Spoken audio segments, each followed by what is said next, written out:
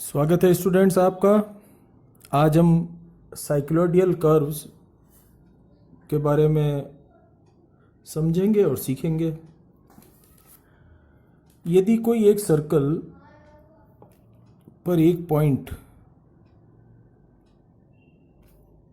Suppose यह point P है और यह सर्कल एक स्ट्रेट लाइन पे रोटेट करता है, तो यह पॉइंट इस प्रकार आगे बढ़ता रहेगा। जब यह यहाँ आएगा तो यह पॉइंट यहाँ आ जाएगा। इसी प्रकार यह आगे बढ़ता रहेगा। तो इस सर्कल की सरकमफ्रेंस पर जो पॉइंट है वह पॉइंट का लोकस एक साइक्लॉइड कहलाएगा।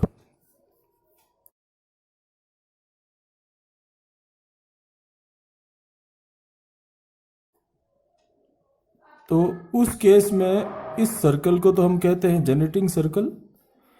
इसका रेडियस हमें दिया रहेगा और स्ट्रेट लाइन जो है वह होगी 2 पाई r के बराबर। यह सर्कल पूरा रोटेशन लेगा और यह पॉइंट वापस यहाँ पर आएगा।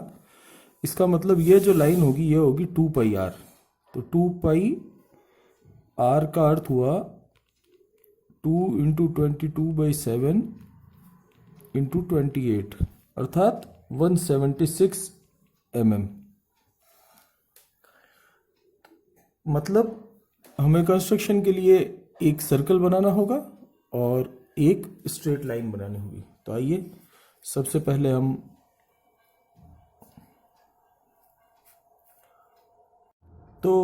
इसी प्रकार अब हमने यह 28 mm रेडियस लेते हुए एक सर्कल ड्रॉ कर लिया है और यह इसकी दोनों परपेंडिकुलर सेंटर लाइंस हैं।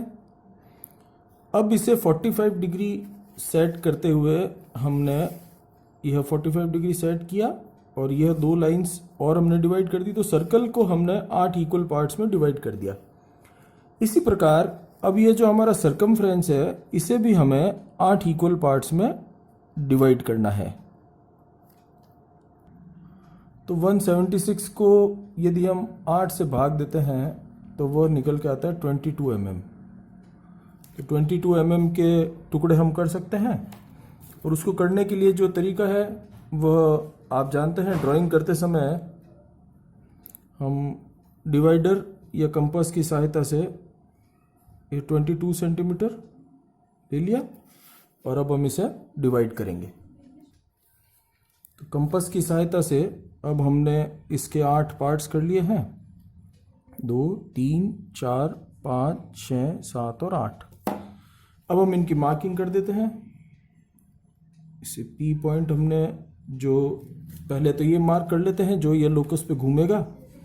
1 dash 2 dash 3 dash 4 dash 5 dash 6 dash 7 dash 8 dash. पुनः पॉइंट आ गया, इसे मार्क कर देते हैं A। तो हमने इसे 8 हिस्सों में बांट लिया है, 1 2 3 4 5 6 7 और 8। 1 2 3 4 5 6 7 और 8। अब हम पहले सर्कल के जो हमने डिवीजन किए थे उनसे हॉरिजॉन्टल लाइंस बनाएंगे।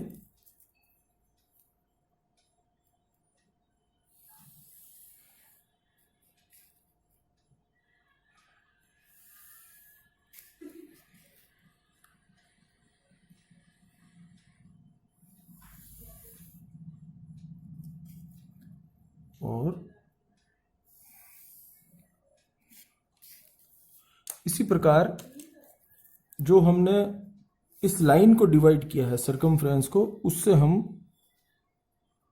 लाइंस ड्रॉ करते हैं।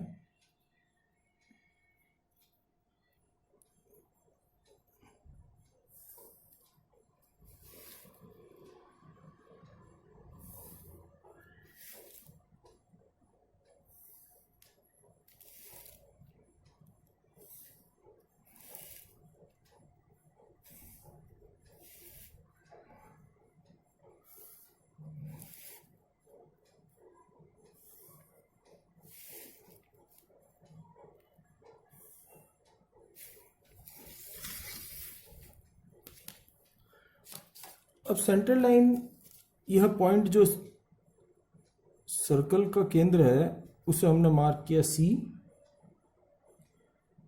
अब 2 के ऊपर जो आ रही है यह C2,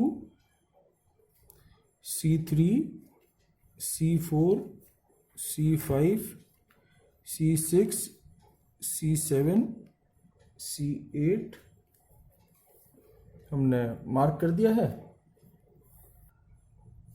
अब हम अपने कंपास में R के बराबर का चाप खोलते हैं और पहले बिंदु C से 1 के बराबर, तो यह पहला बिंदु हमारा हो गया 1 पर।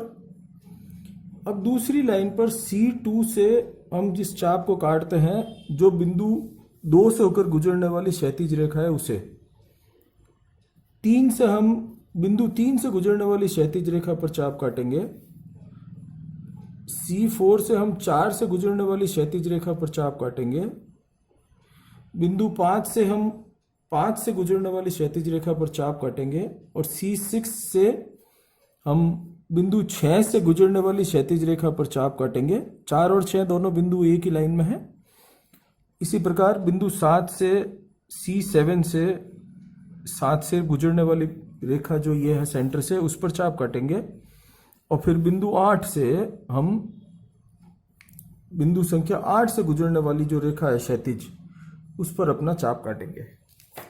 इसके बाद यह जो बिंदु हमें प्राप्त हुए हैं इन्हें हम जोड़ेंगे।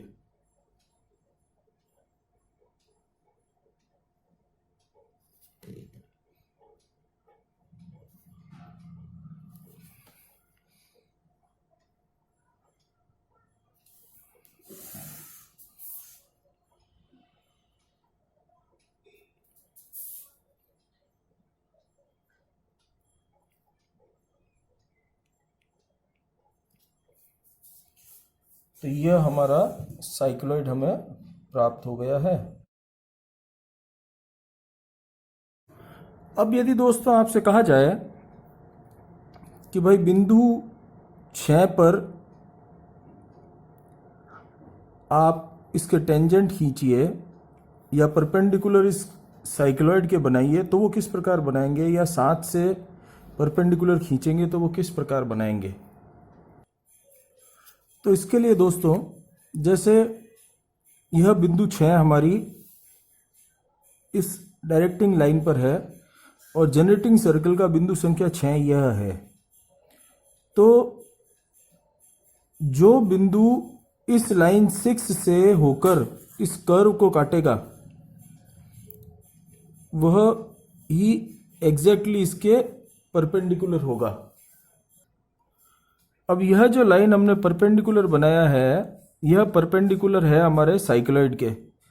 तो इस लाइन के 90 डिग्री जो लाइन होगी वह हमारा टेंजेंट होगा और यह हमारा नॉर्मल टू द साइक्लॉइड होगा। टेंजेंट एट द पॉइंट 6 इस कर्व के लिए कहलाएगा।